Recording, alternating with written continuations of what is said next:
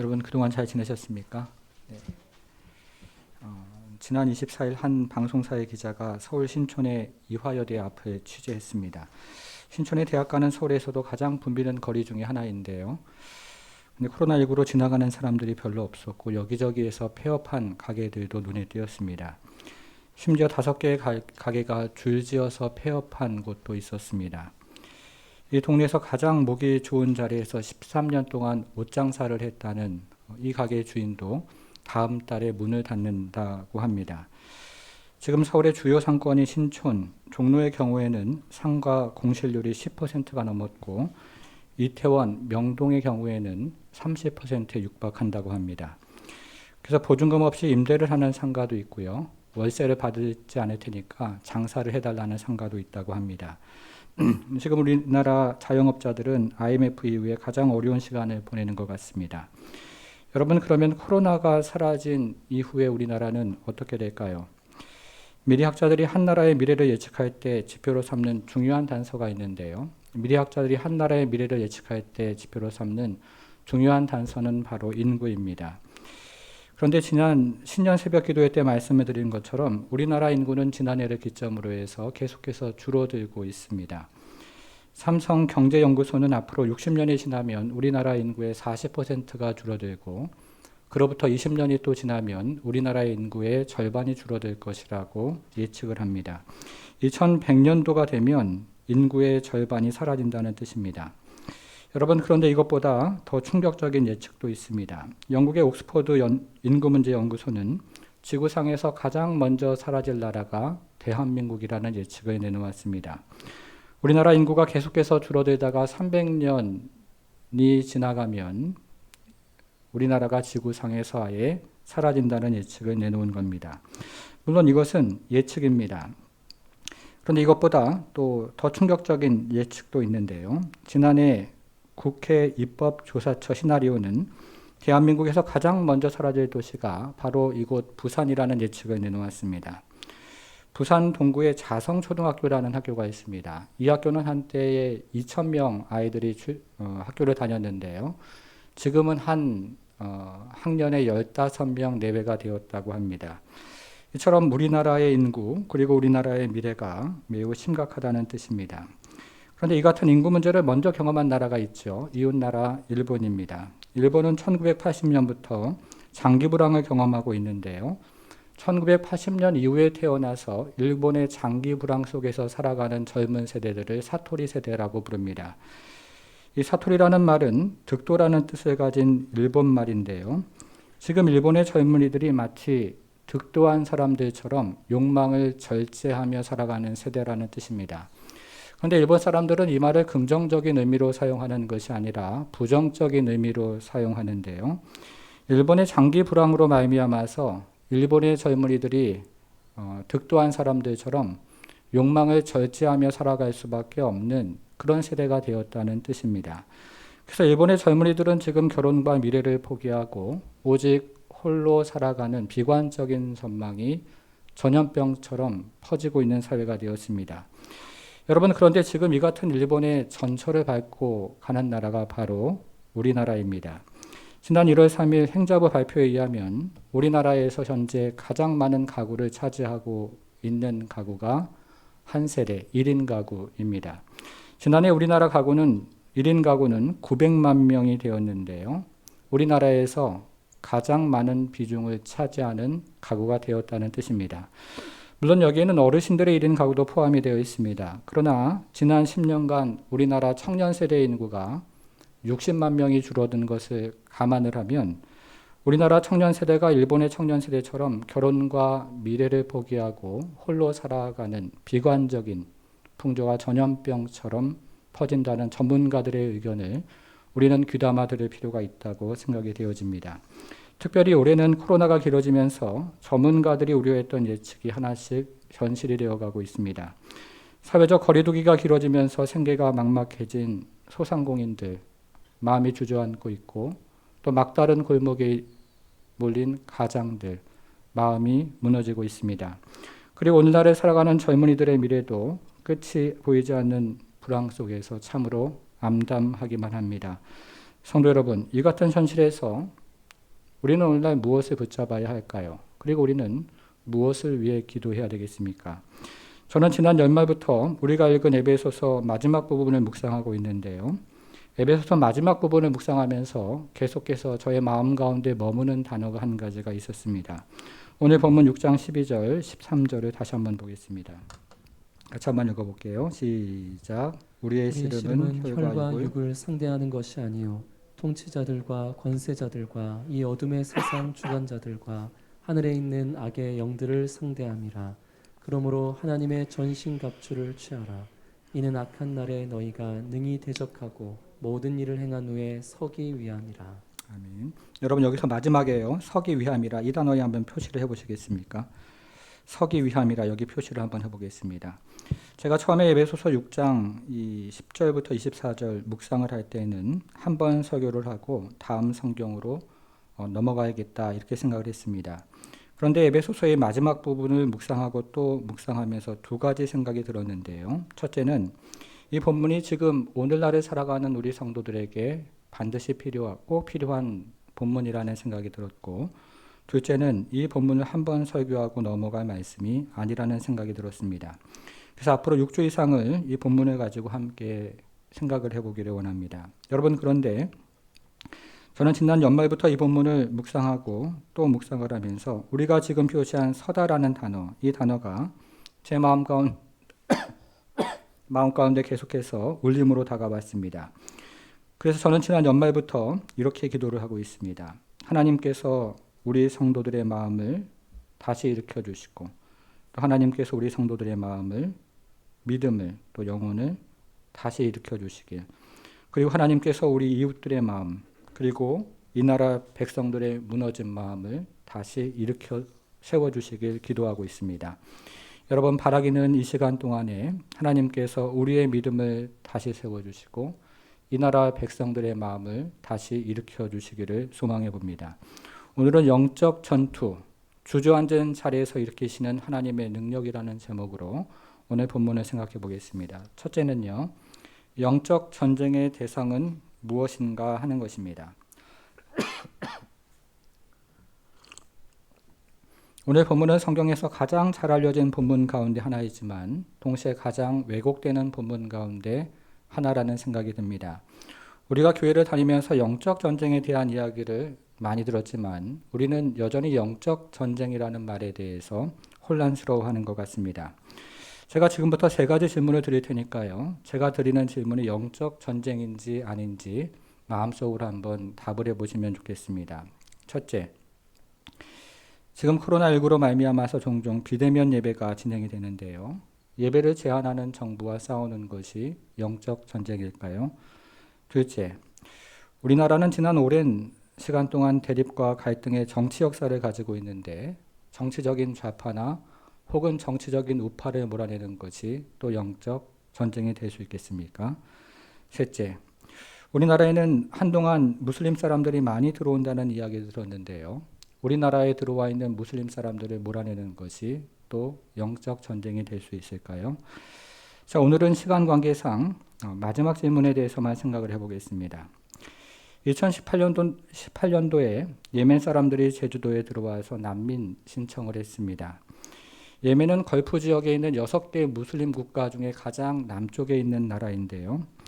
당시 우리나라 사회는 예멘 사람들을 난민으로 수용할 것인지에 대해서 매우 뜨거운 첨예한 찬반 논란이 있었습니다. 먼저 반대하는 사람들은 만일에 이번에 예멘 사람들을 받아준다면 다른 난민들이 우리나라에 신청을 할 때 받아주어야 하고, 그러면 우리나라 사람들의 일자리 그리고 안전이 해쳐질 것이라고 우려를 했습니다. 우리의 세금으로 그들을 먹여 살릴 이유가 없다는 것입니다. 그런데 당시에 이 예멘 사람들에 대한 혐오와 적대가 다른 외국인 노동자들, 이주 여성들, 그리고 탈북민들에게까지 매우 광범위하게 퍼져나갔습니다. 그래서 한 기독교 연합회에서 긴급 성명을 발표하면서 나그네 된 사람들과 이 사람들을 받아주고 함께 상생하는 사회를 만들어가는 것이 그리스도인들이 할 일이라고 호소를 해야 했습니다. 당시 이 문제는 우리 사회에 매우 뜨거운 감자였던 겁니다. 여러분, 그러면 우리 그리스도인들은 이 문제를 어떤 관점에서 바라보아야 할까요? 미국 서부 파사디나 지역에 세계 선교를 주도하는 플러신 학교와 세계 선교 단체를 주도하는 US 월드 미션 센터가 있습니다. 이 센터를 세운 사람은 랄프 윈터 박사인데요. 이 사람은 14시 창이라는 선교 개념, 그리고 미전도 종족 입양 운동이라는 선교 개념 등을 세운 현대 선교의 아버지라고 불리는 사람입니다. 랄프 윈터는 아브라함 이후의 세계 선교를 크게 두 가지 방향으로 정리를 하는데요. 하나는 원심적인 선교이고 다른 하나는 구심적인 선교입니다. 여러분들이 화면에서 보시는 것처럼 원심적인 선교는 밖으로 나가서 복음을 전하는 것인데요. 예를 들어서 안디옥 교회가 바울을 파송해서 소아시아나 유럽 지역에 복음을 전하는 것입니다. 반면에 구심적인 선교는 안으로 들어온 사람들을 대상으로 선교하는 것인데요. 예를 들어 룻이 모압 지방에서 유대 지방으로 들어와서 하나님의 백성이 된 것입니다. 하나님은 그분의 경륜 가운데 자발적으로 혹은 고난을 통해서 그리스도인들을 밖으로 흩으셔서 복음을 전하시기도 하시고, 동시에 하나님은 그분의 경륜 가운데서 밖에 있는 사람들을 교회가 있는 지역으로 들어오게 하셔서 복음을 듣게 하신다는 것이 랄프 윈터 박사의 통찰입니다. 그래서 저는 이와 같은 선교적인 관점으로 우리가 세상을 바라보고 역사를 바라보아야 한다고 생각을 합니다. 성도 여러분, 그런데 여러분들은 이 예멘이라는 나라에서 복음을 전하는 것이 얼마나 어려운지 아십니까? 2009년에 한국의 한 여성이 예멘에서 살해가 된 것이 뉴스에 보도가 된 적이 있는데요. 사실 이 여성은 한국의 여행객이 아니라 그곳에 거주하는 한국인 선교사였습니다.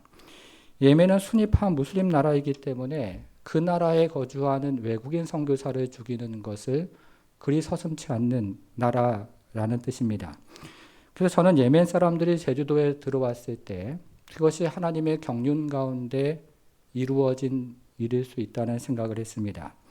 실제로 저는 예멘 사람들이 제주도에 들어왔을 때 인도네시아 목회자 세미나를 인도하려고 제주도를 방문했는데요. 그때 제주도에서 이 사람들에게 숙식을 제공하면서 복음을 전하는 교회와 목사님을 만나서 이야기를 하는 기회를 가졌었고, 그리고 무슬림에서 기독교로 개종을 해서 이 사람들에게 복음을 전하는 외국인도 만날 수 있는 기회가 있었습니다. 여러분, 이렇게 생각을 하면 무슬림 나라에서 온 사람들을 몰아내는 것이 영적인 전쟁이 아니라 그 사람들에게 복음을 전하지 못하게 하는 것이 영적인 전쟁이라는 생각이 듭니다. 그리고 앞에서 말씀드린 나머지 질문에 대한 답도 같은 원칙으로 이해가 되어집니다. 성도 여러분, 이것을 오늘 본문은 어떻게 이야기를 하고 있습니까? 6장 12절 다시 한번 보겠습니다. 우리의 씨름은 그다음 뭐라고 되어 있습니까? 혈과 육을 상대하는 것이 아니요. 성경은 우리의 씨름은 혈과 육을 상대하는 것이 아니라고 말하는데요. 쉽게 말하면 영적 전쟁은 사람을 대상으로 하는 것이 아닙니다. 이런 뜻입니다.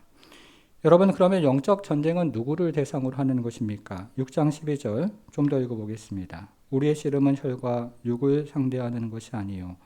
통치자들과 권세자들과 이 어둠의 세상 주관자들과 하늘에 있는 악한 영들을 상대함이라. 여기서 말하는 통치자들, 권세자들, 어둠의 세상 주관자들은 모두 영적인 악한 권세를 말하는 것인데요. 이들에게는 크게 세 가지 특징이 있습니다. 정리를 하나씩 해보겠습니다. 첫째, 이들은 힘과 권세를 가지고 있다는 겁니다. 여기에 등장하는 통치자들이라는 말, 그리고 권세자들이라는 말은 사도 바울이 귀신을 말할 때 흔하게 사용했던 표현인데요. 원래 이 말들은 힘이 있는 존재를 가리킬 때 사용되는 단어였습니다. 이어서 등장하는 어둠의 세상 주관자들이라는 말도 고대 사회의 제우스나 느부갓네살과 같이 힘과 권세를 가지고 인간의 운명을 결정하는 군주들에게 사용된 단어입니다. 그래서 예수님은 사탄을 가리켜서 이 세상 임금이라고 말씀하셨는데요. 이때 사용하신 이 세상 임금이라는 뜻은 힘과 권세를 가지고 통치하는 나라의 군주나 지도자를 의미하는 단어입니다. 그래서 그리스도인들은 이 사탄의 존재를 무시해서는 안 된다는 것입니다. 자, 두 번째 특징입니다. 이들은 매우 악한 존재입니다. 우리는 지금 에베소서 6장 12절에 등장하는 통치자들, 권세자들, 어둠의 세상 주관자들에 대해서 살펴보고 있는데요. 이들을 통칭하는 단어가 그 다음에 등장하는 하늘에 있는 악한 영들이라는 말입니다. 이것은 통치자들, 권세자들, 어둠의 세상 주관자들이 매우 악한 존재라는 것을 뜻합니다. 그래서 예수님은 이들에 대해서 이렇게 말씀하신 적이 있습니다. 요한복음 10장 10절인데요. 도적이 오는 것은 첫째, 도둑질하고, 둘째, 죽이고, 셋째, 멸망시키려는 것이라고 말씀을 하셨습니다.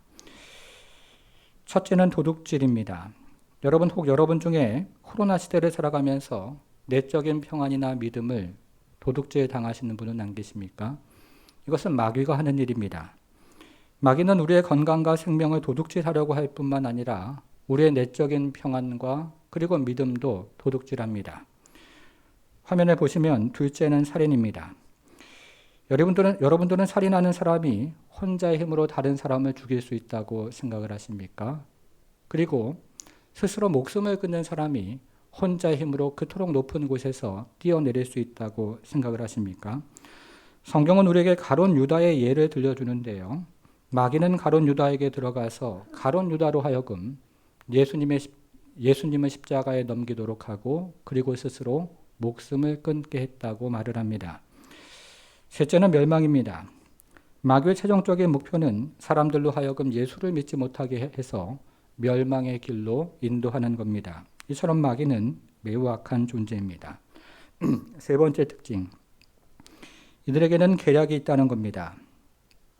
우리가 에베소서 6장 11절을 읽어보면 마귀의 관계라는 말이 등장을 하는데 여러분 한번 찾아보시겠습니까? 마귀의 관계 11절에서 한번 찾아보겠습니다. 여기에 등장하는 관계라는 말은 계속적으로 변화되는 속임수라는 뜻을 가지고 있습니다. 성경이 말하는 사탄의 계략은 크게 두 가지인데요. 하나는 우는 사자의 전략이고 다른 하나는 광명한 천사의 전략입니다. 그런데 마귀는 시간이 지나면서 계속적으로 변화되는 속임수를 가지고 성도를 대적한다는 뜻입니다. 이처럼 마귀는 매우 교활한 존재입니다. 여러분, 그러면 마귀는 어떤 교활한 속임수를 가지고 언제 그리스도인들에게 다가올까요? 윌리엄 그날이라는 청교도 목사님이 이 본문을 주의하면서 마귀가 어떤 교활한 속임수를 가지고 언제 그리스도인에게 다가오는지를 여러 가지로 설명을 했는데요. 저는 그 중에서 네 가지를 소개해 보겠습니다. 자, 두 번째로 넘어가 보겠습니다. 영적 전쟁의 관계는 무엇인가? 자, 저는 이것을 네 가지로 정리를 해보겠습니다. 첫째, 처음 예수를 믿을 때 마귀는 찾아옵니다. 여러분들은 처음 예수를 믿을 때 무엇을 경험하셨습니까? 어떤 분들은 처음 예수를 믿을 때 하나님께서 주시는 한량없는 축복을 경험했지만 또 다른 분들은 처음 예수를 믿을 때 고난을 경험한 분들이 있습니다. 처음 예수를 믿었는데 그리고 처음으로 신년이 되어서 예수를 제대로 믿기로 결단을 했는데 심령의 고통이 찾아오고 육신의 질병이 찾아오고 사업의 어려움이 찾아오는 겁니다. 여러분, 이것은 마귀가 한 영혼이 그리스도에게로 돌아가고 그리스도의 제자가 되는 것을 분개하면서 마지막으로 역사를 하는 겁니다. 그래서 우리 주변에 처음 교회를 다니시는 분들이 있으면 우리는 그분들을 위해서 중보해 주어야 합니다. 둘째, 마귀는 고난받을 때도 찾아옵니다.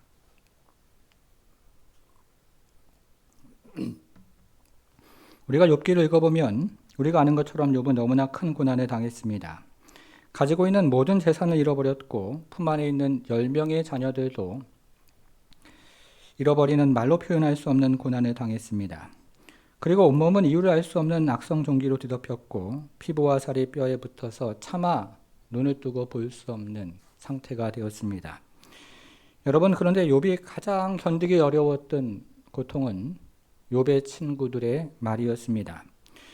욥기에는 욥의 친구들의 말이 매우 여러 장에 걸쳐서 기록이 되어 있는데요.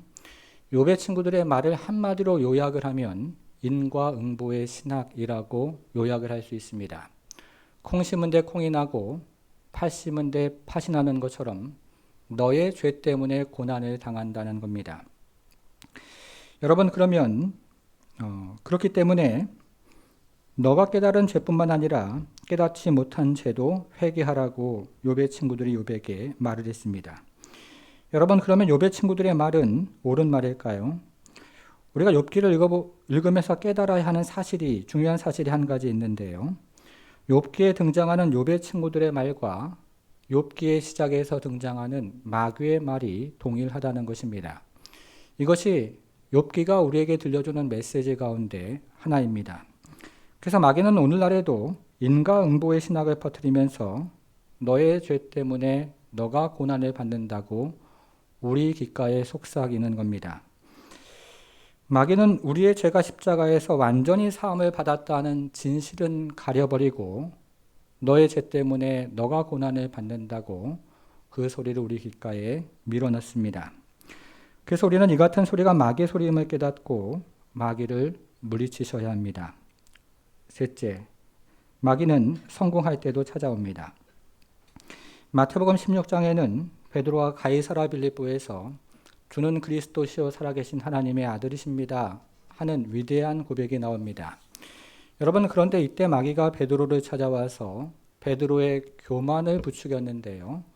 베드로가 안에서 끓어오르는 교만을 이겨내지 못하고 예수님의 십자가의 죽음과 그리고 부활을 막는 사탄의 역할을 합니다. 베드로의 신앙이 절정에 이르렀을 때 그때 마귀가 베드로를 찾아왔던 겁니다. 더불어 역대상 20장에는 다윗의 수많은 승리의 기록이 나옵니다.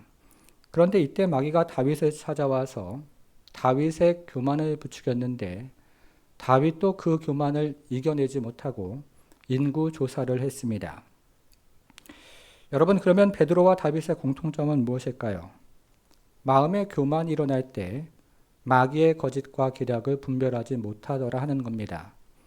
마음의 교만이 일어날 때 영적인 분별력이 사라지는 겁니다. 성도 여러분, 우리가 고난 당할 때는 오히려 부부가 손을 맞잡고 기도를 합니다. 그렇지 않습니까? 그러나 우리의 기도가 응답이 되어서 성공의 정점에 이르렀을 때 오히려 부부가 무너지는 경우가 종종 있더라 하는 겁니다. 그래서 성경은 섰다 하는 자가 항상 넘어질까 조심하라고 경고를 하는 겁니다. 자, 마지막 네 번째, 우리가 홀로 있을 때에도 사탄은 우리를 찾아옵니다. 사무엘하 11장 1절을 보겠습니다.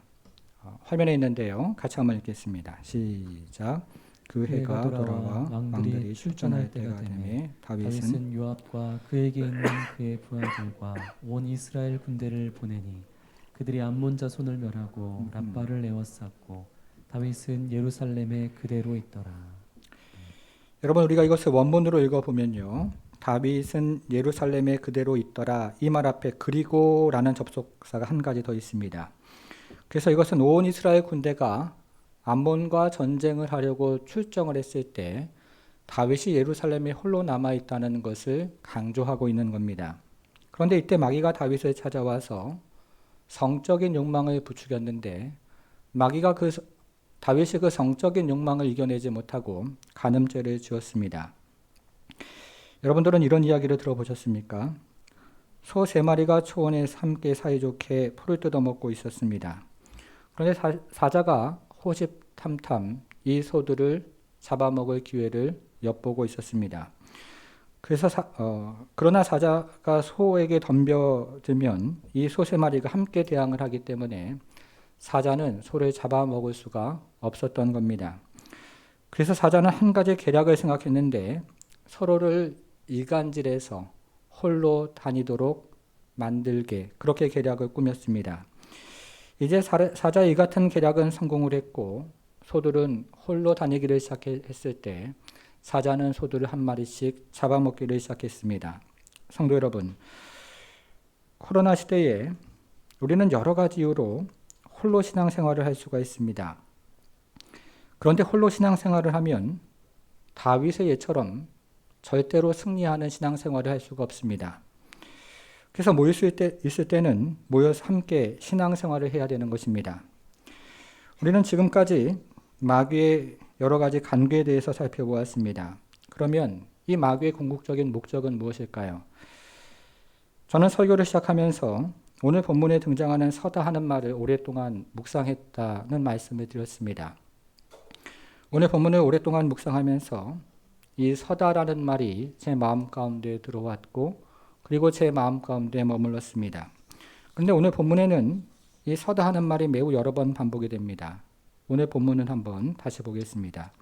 자, 6장 11절로 가서요. 11절. 마귀의 관계를 능히, 그 다음 뭐라고 되어 있습니까? 네. 이 말이 원문에서는 서다, 영어로는 스탠드라고 되어 있습니다.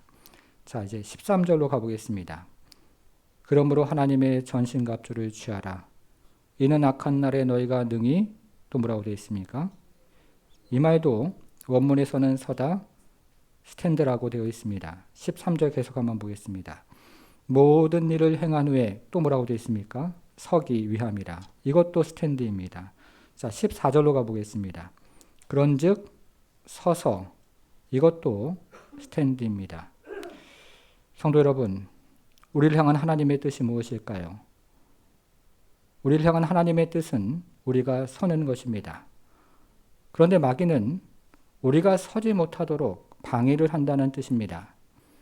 하나님의 뜻은 우리가 서는 것인데 마귀는 온갖 수단과 방법을 동원해서 우리를 서지 못하도록 합니다. 여러분, 오늘날 우리 사회 형편이 어떻습니까? 지난해 이맘때 시작된 코로나19가 1년이 넘도록 이어지면서 새해 벽두부터 아픈 소식이 이어지고 있습니다. 얼마 전에 말씀드린 이방아 정인이는 양부모의 방임과 학대 속에서 16개월이라는 짧은 생을 마감했고, 대구에 있는 한 실내체육시설 관장은 생계의 압박을 견디지 못하다가 극단적인 선택을 했습니다. 어디 그뿐입니까? 사회적인 거리가 길어지면서 생계가 막막해진 자영업자들의 마음이 무너져 내리고 있고, 막다른 골목에 다다른 아버지들의 마음도 주저앉고 있습니다. 그리고 우리의 젊은이들도 끝이 보이지 않는 불황 속에서 끊임없이 절망하며 주저앉아 있습니다. 이것은 우리 교회 형편들도 마찬가지입니다. 교회에 대한 비판의 소리가 이어지면서 성도들의 믿음이 무너지고 있습니다. 그리고 비대면 예배가 길어지면서 성도들의 영혼의 풍성함도 가라앉고 있습니다. 온 사회의 마음과 몸이 생기를 잃어버리고 주저앉아 있는 것이 오늘날 우리 사회의 현실이 아닙니까? 성도 여러분, 그러면 온 사회가 생기를 잃어버리고 이처럼 주저앉아 있는 것이 단지 심리적이고 사회적이고 경제적인 이유 때문이라고 생각하십니까? 12절을 다시 한번 보겠습니다. 우리의 씨름은 혈과 육을 상대하는 것이 아니요 통치자들과 권세자들과 이 어둠의 세상 주관자들과 하늘에 있는 악의 영들을 상대함이라. 어떤 목사님이 어릴 적에 농촌에서 자랐는데요. 이분이 가지고 놀 것이 없어서 집에서 기르는 닭을 가지고 싸움을 붙이며 놀았다고 합니다. 그런데 대개의 경우에 한 집에서 함께 자란 닭은 싸우지 않습니다. 싸움을 부추겨도 서로의 눈을 피하면서 절대 싸우는 법이 없다고 합니다. 그러나 한 사람이 양손으로 닭을 잡고 상대방을 쪼개 만들면 그토록 친하게 지냈던 닭의 눈에 힘이 들어가면서 죽기 살기로 싸우기를 시작합니다. 여러분, 이처럼 그토록 친하게 지냈던 닭이 죽기 살기로 싸우는 이유는 그 배후에서 닭의 싸움을 부추긴 손이 있다는 겁니다. 성도 여러분, 이것이 바로 지금 우리 사회에서 일어나는 일입니다. 오늘날 우리의 가정이 바로 서지 못하고 그토록 갈등하는 이유가 무엇이겠습니까? 그리고 우리의 일터가 바로 서지 못하고 노사가 그토록 갈등하는 이유는 또 무엇일까요? 이 땅의 교회들이 바로 서지 못하고 갈등하며 대립하는 이유는 또 무엇이겠습니까? 서로가 서로를 비난해서 서로가 서로를 서지 못하도록 주저앉히는 그 배후에 있는 것은, 그 원인은 무엇입니까? 그래서 사도는 우리에게 서는 방법을 알려줍니다. 그런데 사도가 우리에게 알려주는 이 방법은 심리적인 방법도 아니고 물리적인 방법도 아니고 사회학적인 방법도 아닙니다. 여러분 13절을 다시 한번 보시겠습니다. 어떻게 시작을 합니까? 그러므로 하나님의 전신갑주를 취하라. 바로 이것입니다. 하나님의 전신갑주를 취하라는 것입니다.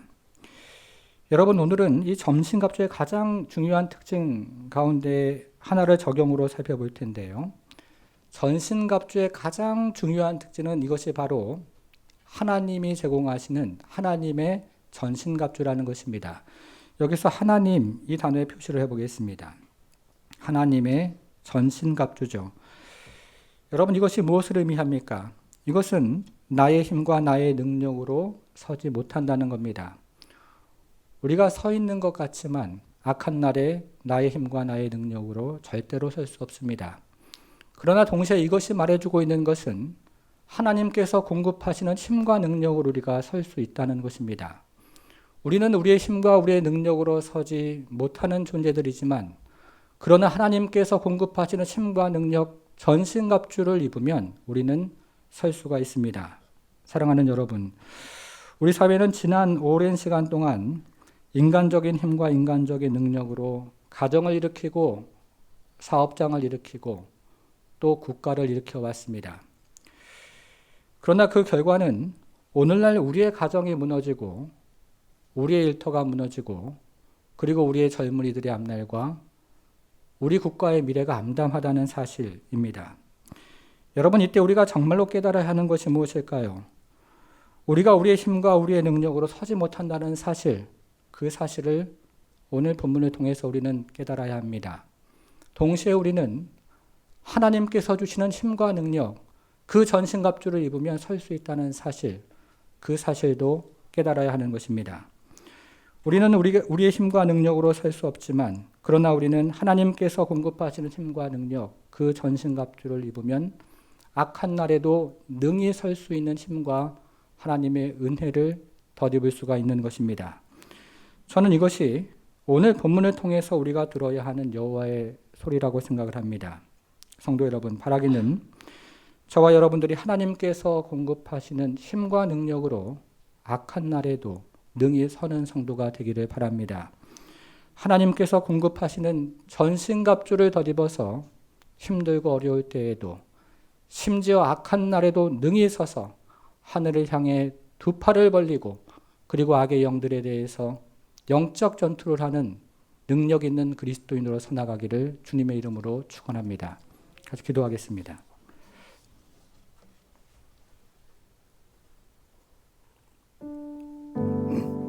사랑하는 여러분, 지금 이 시대를 살아가는 우리들이 깨달아야 하는 것이 무엇입니까? 지난 오랜 세월 동안 우리 사회는 인간적인 힘, 인간적인 능력, 의지하며 열심히 나라를 일으켰고 가정을 일으켰고 사업장을 일으켰습니다. 그러나 그 결과 오늘날 우리의 가정이 무너지고 있고 우리의 일터가 무너지고 있으며 그리고 우리의 나라도 그 미래가 그 어느 나라보다 불투명한 상황이 있습니다. 이때 우리가 정말로 깨달아야 하는 것이 무엇일까요? 우리의 힘과 우리의 능력, 그것으로 설 수 없다는 사실입니다. 그러나 여호와께서 주시는 힘과 능력 덧입을 수 있으면 우리는 그 힘과 그 능력으로 다시 설 수 있다는 사실입니다. 지금 이 시대를 살아가는 우리에게 정말로 필요한 것은 바로 이 여호와의 소리이고 또 여호와의 전신갑주라고 생각을 합니다. 우리가 이 시간에 하나님 아버지, 나의 무너진 마음들, 또 나의 무너진 영혼들 다시 세워주시고 또 나를 통해서 우리 이웃의 무너진 마음들, 그리고 이 나라 백성들의 무너진 마음들, 우리의 기도와 우리의 중보를 통해서 다시 일으켜달라고, 그래서 사탄마귀의 악한 괴교를 물리쳐 주시고 오직 하나님의 선한 뜻들이, 그분의 능력 있는 뜻들이, 그리고 그분의 은혜 있는 뜻들이 나와 우리 교회와 이 나라 민족 가운데 가득 찰 수 있도록 이 마음 가지고 하나님 앞에 나아가 기도하기를 원합니다. 기도하겠습니다.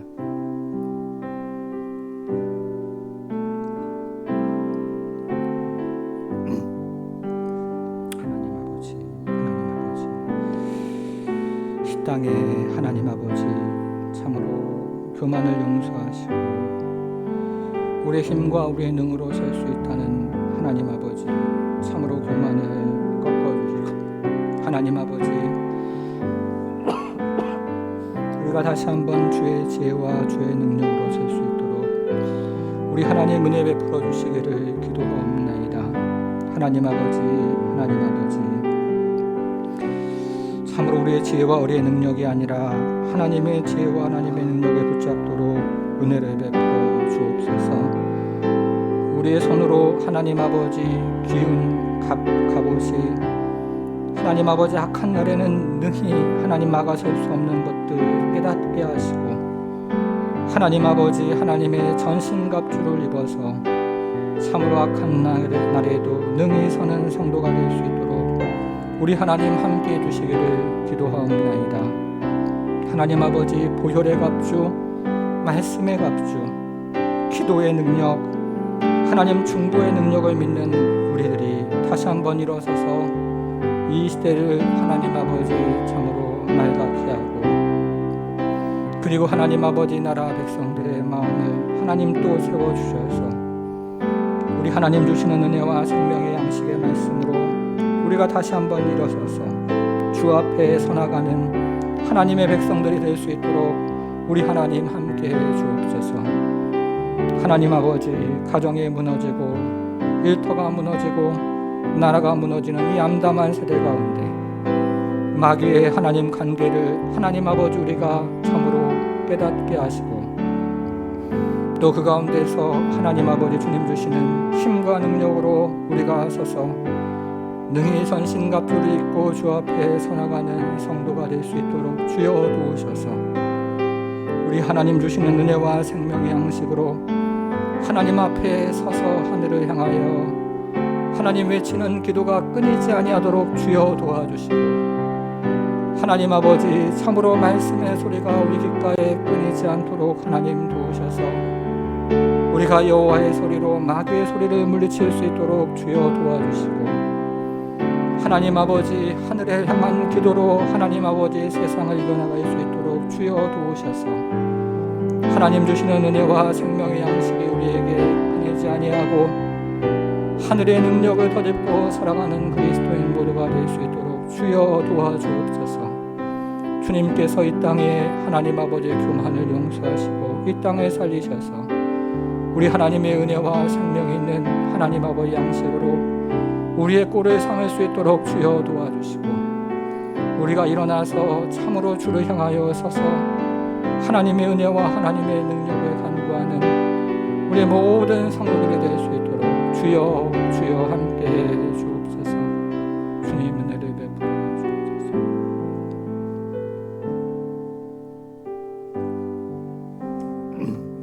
하나님 아버지 이 땅의 교만을 회개하고 용서를 구합니다.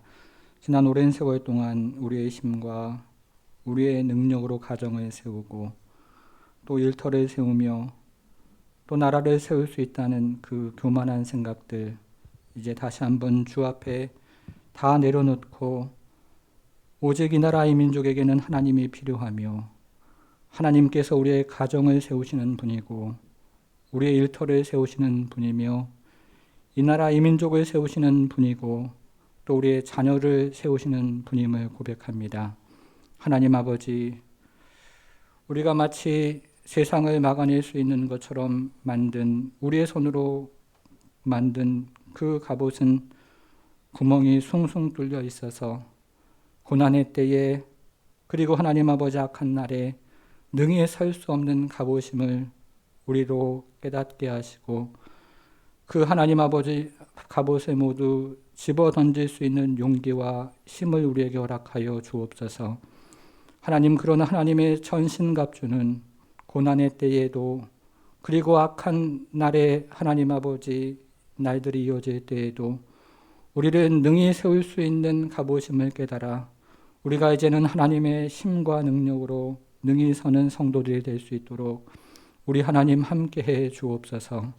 하나님 그래서 참으로 이제 우리가 다시 한번 하나님 아버지 주저앉았던 심령과 그리고 영혼을 하나님 앞에 세우고 하나님 이 세상을 향하여 중보 기도자로 그리고 하나님의 말씀을 가지고 섬기는 예수 그리스도의 제자로 서게 하셔서 하나님께서 하나님 주시는 여호와의 소리 그리고 능력의 소리 위엄찬 소리를 듣고 우리의 영혼이 일어나고 하나님 우리의 두 팔이 하나님을 향하여 뻗으며 우리의 다리에 힘이 들어가서 주께서 하나님 아버지 참으로 이루고자 하시는 뜻을 우리를 통해서 이루어지는 그런 은혜를 경험하는 세대가 일어날 수 있도록 우리 하나님 함께해 주옵소서.